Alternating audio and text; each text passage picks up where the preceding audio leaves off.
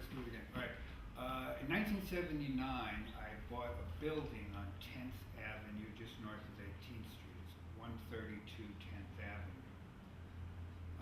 When I bought the building, I inherited a tenant. It was called Mr. Glass, and they replaced auto glass.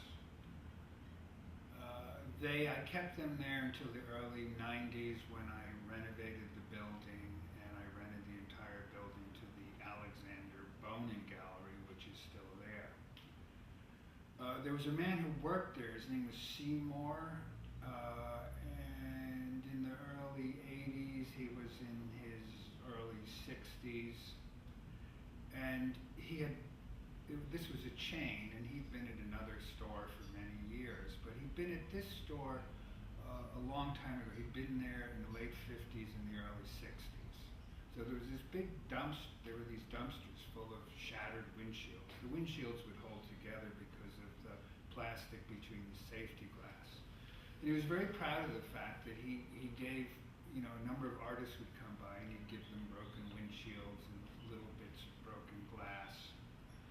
Particularly this one woman, Morris Sheehan, she would take these windshields and she would do paintings on them. And then he told me, he said, and he told me some other artists, I don't recall who, but then he said, when I was here years ago, in the late 50s, early 60s, there was very famous French artists who would come by. He'd walk by a lot, and every once in a while he'd have a little paper bag and he'd stop and he'd ask for some bits of broken glass. And he would take the broken glass that was loose, sort of like kind of almost like a gravel, and he would put it in his little bag and he'd take it away. And he'd done that a number of times, according to Seymour. But he said he couldn't remember the man's name. Very famous French artist.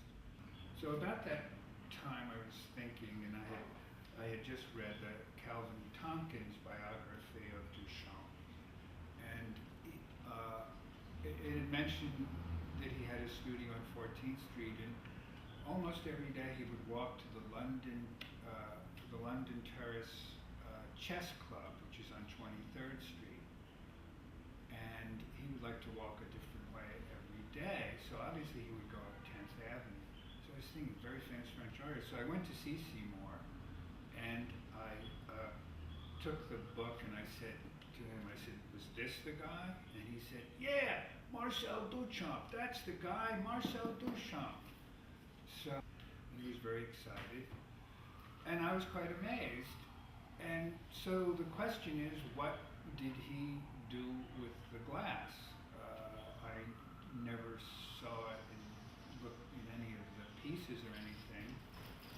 What was he planning to do with it? But L. Brandon Krall said that she did find a reference to shattered glass in the Green Box notes. So perhaps that solves the mystery.